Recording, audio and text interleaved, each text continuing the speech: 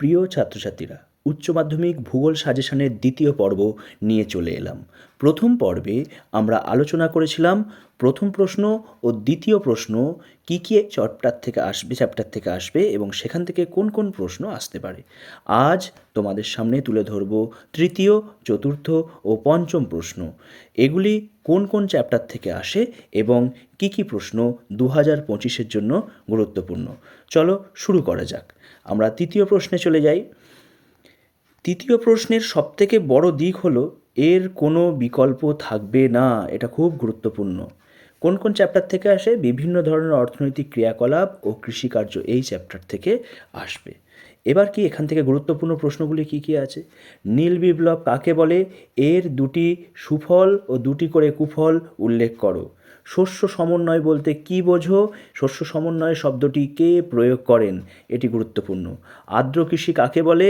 আর্দ্র কৃষি ও শুষ্ক কৃষির মধ্যে দুটো পার্থক্য, এটিও তৈরি করতে পারো। দক্ষিণ ভারতে কফি চাষের উন্নতির কারণ, ভেরি ভেরি ইম্পর্ট্যান্ট প্রশ্ন এবছরের জন্য।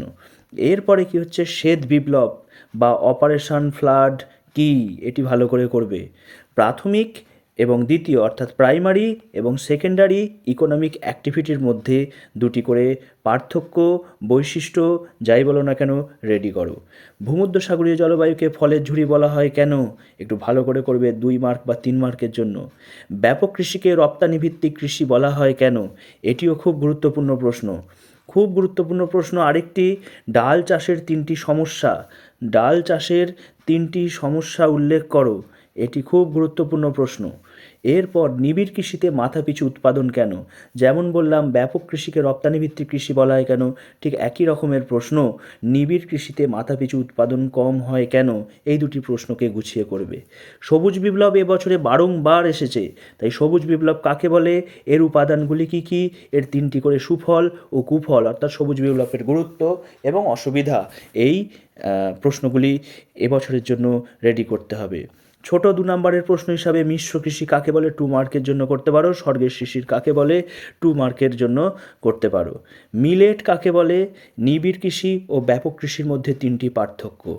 এই প্রশ্নগুলি করলে আশা করছি এই তৃতীয় প্রশ্ন যেটি, সেটি কমন পাওয়ার সম্ভাবনা অনেকটাই বেড়ে যাবে। এরপরে চলে আসি চতুর্থ প্রশ্ন। এখানেও সেই একই কথা, কোনো বিকল্প থাকবে না। তো এটি কোন কোন চ্যাপ্টার থেকে আসে? শিল্প, তৃতীয়, চতুর্থ ও পঞ্চম শ্রেণীর অর্থনৈতিক ক্রিয়াকলাপ থেকে আসে। খুব গুরুত্বপূর্ণ প্রশ্ন কি কি? ইয়েলো কালার করাই আছে, তোমরা দেখতে পাচ্ছ। কাঁচা মালের অভাব সত্ত্বেও জাপান লৌহ ইস্পাত শিল্পে উন্নত কেন? লৌহ ইস্পাত শিল্প এবছরের জন্য খুব গুরুত্বপূর্ণ প্রশ্ন। আর জাপান কেন উন্নত সেটি এবছর আসতে চলেছে। এরপরে ভারতে কাগজ শিল্পের 3টি সমস্যা 3 মার্কের জন্য আসতে পারে। আগের প্রশ্নটি 5 মার্কের। দ্রব্যসূচক বা মেটেরিয়াল ইন্ডেক্স কাকে বলে? বিশুদ্ধ কাঁচামাল নির্ভর শিল্পের দ্রব্যসূচক কত? এটি করবে 2+1 হিসাবে। এর পরের প্রশ্ন, পূর্ব ও মধ্য ভারতে লৌহ ইস্পাত শিল্পের কেন্দ্রীভবনের কারণ 5 মার্কের জন্য করবে। কানাডায় কাগজ শিল্পের বিকাশের 3-4টি কারণ 3-এও আসতে পারে অথবা 4-এও আসতে পারে। কোয়াটারনারি এবং কুইনারি অর্থনীতির মধ্যে পার্থক্য 2 মার্ক বা 3 মার্কের মধ্যে আসতে পারে, খুব গুরুত্বপূর্ণ। মজুরি, শ্রমিক মজুরি বা মজুরি সূচক যাকে বলা হয়, লেবার ইন্ডেক্স কাকে বলা হয় এবং ভারতের রুট কাকে বলা হয় এবং কেন বলা হয়, একটু করবে। সূর্যোদয়ের শিল্প বা সানরাইজ ইন্ডাস্ট্রি এবং অনুসারী শিল্প বা ডাউনস্ট্রিম ইন্ডাস্ট্রি কাকে বলে? উদাহরণ দেবে 2+2। রেলপথ, সড়কপথের 2-3টি করে সুবিধা ভালো করে রেডি করবে। ব্রাজিলে রাবার শিল্পের সমস্যা, এটি খুব গুরুত্বপূর্ণ প্রশ্ন, ভালো করে করবে। 2 নম্বরের জন্য হীরক চতুর্ভুজ এবং সোনালী চতুর্ভুজ, এই দুটি ভালো করে করবে। উত্তর দক্ষিণ পূর্ব পশ্চিম করিডোর একবার চোখ বুলিয়ে নেবে। ইন্টারনেটের গুরুত্ব 2 মার্কের জন্য আসতে পারে। তো এই প্রশ্নগুলি তোমরা যদি ভালো করে খেয়াল করো, 13টি প্রশ্ন।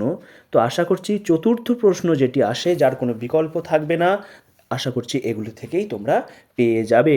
তা সত্ত্বেও বই যে ডিটেলসে তোমরা পড়েছো সেগুলিকে একবার হলেও চোখ ভোলাবে। এরপর চলে আসি পঞ্চম প্রশ্ন। পঞ্চম প্রশ্নের সুবিধা কী? না এতে বিকল্প আছে, অর্থাৎ একটি অথবা আরেকটি, যে কোনো একটি লিখতে হবে। কোন চ্যাপ্টার থেকে আসে? জনসংখ্যা, জনবসতি ও আঞ্চলিক উন্নয়ন থেকে আসে।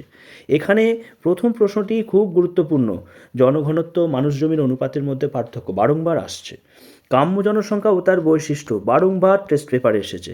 বিক্ষিপ্ত জনবসতি কাকে বলে? এটি গড়ে ওঠার কারণ, 2-3টি কারণ ভালো করে পড়বে। এরপর হচ্ছে পৌর বসতির কার্যভিত্তিক শ্রেণীবিভাগ, এটিও বেশ গুরুত্বপূর্ণ। কলকাতার বিকল্প হিসাবে হলদিয়া বন্দর গড়ে ওঠার কারণ, 5 মার্কের জন্য খুব গুরুত্বপূর্ণ প্রশ্ন। বা হলদিয়া বন্দরের গুরুত্ব, 3 নাম্বারের জন্য গুরুত্বপূর্ণ প্রশ্ন। স্থিতিশীল উন্নয়ন বা সাস্টেনেবল ডেভেলপমেন্ট কাকে বলে? এটি ভালো করে করবে। আচ্ছা, বৈদ্যুতিক শিল্পে বেঙ্গালুরুর উন্নতির কারণ, 3 মার্কের জন্য ভালো। আচ্ছা, এরপরের যে গুরুত্বপূর্ণ প্রশ্ন যেটি প্রায় আসার সম্ভাবনা এবছর রয়েছে, সেটি হচ্ছে পৃথিবী তথা ভারতে অসম জনবন্টনের 5টি কারণ, 5 মার্কের জন্য খুব গুরুত্বপূর্ণ, আসতে চলেছে। আর পার্থক্য হিসাবে ম্যাক্রো ও মাইক্রো পরিকল্পনা অঞ্চলের মধ্যে পার্থক্য, এটি 3 নাম্বারের জন্য আসতে পারে। লিঙ্গ অনুপাত, বয়স লিঙ্গ পিরামিড কাকে বলে? এর গুরুত্ব 2 মার্ক অথবা 3 মার্কের জন্য আসতে পারে এবছরে। এরপর হচ্ছে আর কি রয়েছে? জনবিস্ফোরণ, জনাকীর্ণতা আর জনসংখ্যা অভিক্ষেপ, এগুলি 2 নাম্বারের জন্য প্রত্যেকটি করো। শুষ্ক বিন্দু বসতি, আর্দ্রবিন্দু বসতি ভালো করে করবে। হ্যামলেট কাকে বলে? আর আদমশুমারি অনুসারে পৌর বসতির সংজ্ঞা দাও। এটি যদি ভালো করে করো, এই প্রশ্নটিও আসার সম্ভাবনা খুব বেশি। অর্থাৎ এই 15টি প্রশ্ন তোমরা যদি করো, 5 নাম্বার দাগের যে প্রশ্ন, সেটি প্রায় 100% সম্ভাবনা কমন আসার। তোমরা এইভাবে ভালো করে প্রশ্নগুলোকে নজরে দাও এবং বইয়ে দাগ দাও। বইয়ে দাগ দিয়ে রেডি করতে থাকো। অনেকটাই তোমাদের রেডি হয়ে আছে। যেগুলো এখনও পর্যন্ত হয়নি, দ্রুত করে ফেলো, মুখস্থ করে ফেলো, কারণ এগুলি থেকেই প্রশ্ন ঘুরিয়ে ফিরিয়ে আসবে। সকলকে অসংখ্য ধন্যবাদ।